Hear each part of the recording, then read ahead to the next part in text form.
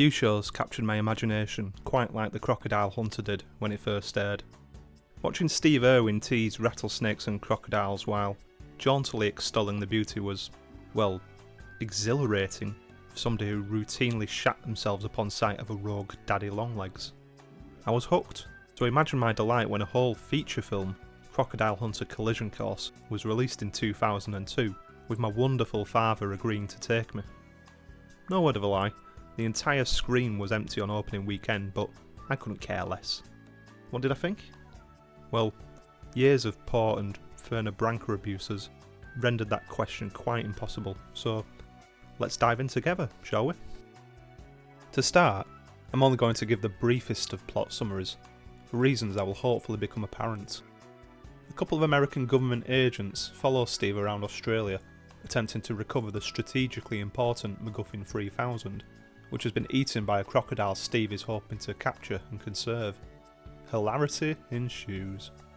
This is interspersed with segments similar to the Crocodile Hunter TV show where Steve and his real-life trouble and strife, Terry, travel across Australia and encounter various wildlife along the way. Now, when watching the more plot-heavy segments, you might end up thinking, wait a minute, I don't give a shit about any of this. Where's Steve joking about having his knob bitten off by a snake if he isn't careful? Did you see that? You wouldn't want to take a bite around here. Their venom is highly necrotic. It means you rot and things drop off. I'd hate to get bitten there. Well, dear, handsome, almost certainly male viewer, you'd be perfectly justified in thinking that. The plot is inconsequential to the point that Steve genuinely didn't even know what it was until the film's premiere. It's quite the novel approach, I'll give it that, but there were a few practical reasons why this were the case.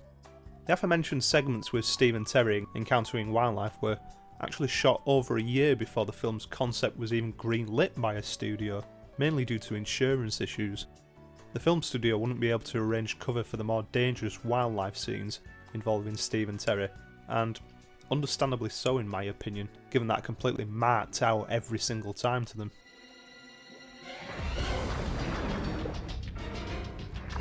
Oh, Steve, does it have to be in the dark when you do this, for the love of God?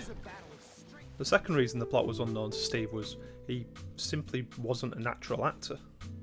To somewhat alleviate the acting pressure on Steve, he had no script whatsoever and ad-libbed all of his dialogue, following only the vaguest of instructions from director and longtime collaborator John Stainton, also the director of the Crocodile Hunter TV series. This turned out to be a masterstroke and becomes for me easily the greatest strength of the film. Rather than have Steve's buoyant personality neutered by speech and mannerisms not of his own making, it makes the incredulity of Steve being chased by the CIA so much more entertaining, with Steve's bewilderment at what the fuck's happening perfectly mirroring the audience's. Steady, mate. This bloke's off the Richter scale.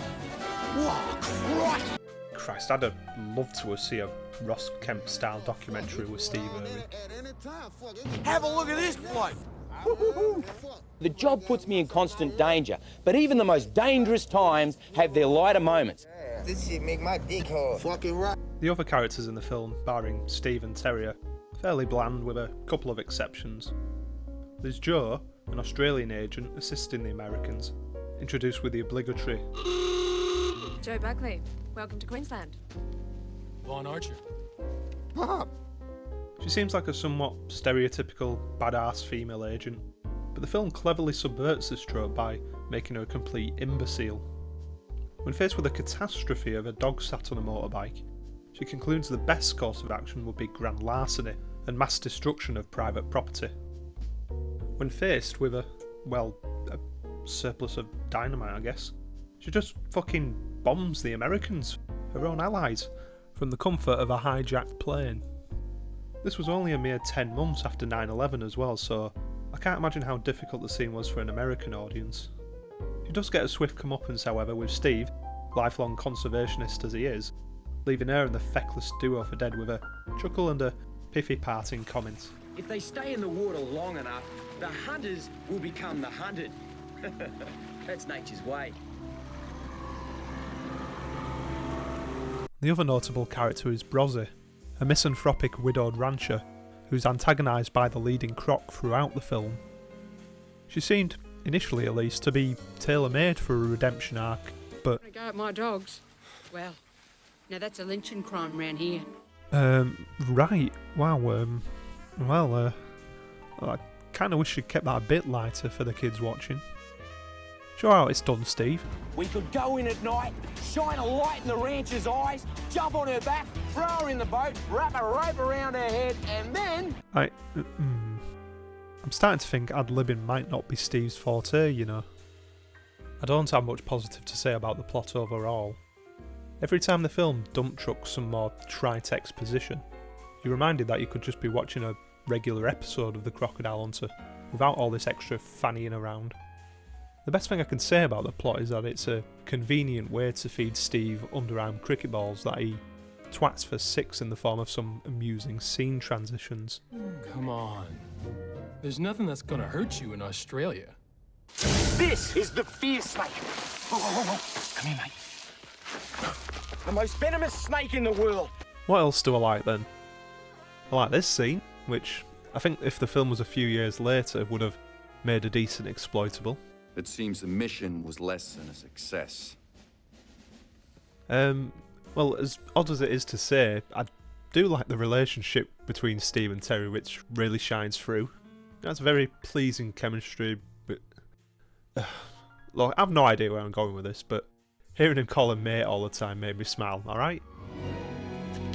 Too easy, mate. Little cheeky pat on arse there as well, very nice. On the flip side, it makes you wonder how Terry put up with Steve on a daily basis, given some of his eccentricities. No wonder the croc's been cranky. Oh, Steve, there's a river right there. Why'd you do that? I'm going to take this back and study it a bit later on. Hey, Tear, hang on to this for us. Oh, bloody hell, man. To summarise, would I recommend Crocodile Hunter Collision Course? Sure, why not? If you're strapped for time, however, just go for the TV series, which concisely showcases Steve's boyish charm and charisma, the clear highlight of the film, without the years of completely unnecessary therapy. Now, I'm gonna stand on my soap bar-sized soapbox for a second here. Positive male role models remain a hot topic in the age of social media and constant internet access, with some boys and young men facing the daunting task of finding someone to look up to, admire, and potentially emulate in the absence of a strong father figure. Now, I can't pretend I have all the answers to this, but... oh wait, yeah I do.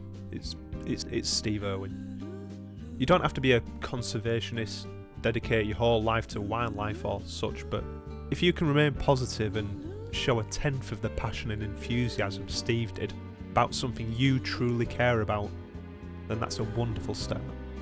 So my giveaway to you, dear handsome, almost certainly male viewer, in any stressful, difficult situation, just pause, compose yourself and think, what would Steve Irwin do? And I promise you, you'll not go far wrong. Here's your poop, mate. Apart from buying gifts for your wife and deep sea ocean diving perhaps. I don't know. People call me, man, they're shocked. Oh, hey, you wouldn't believe it. Who got killed? The Crocodile Hunter. I'm genuinely sorry, I couldn't resist. Thanks for watching, and more childhood trauma dumping to follow.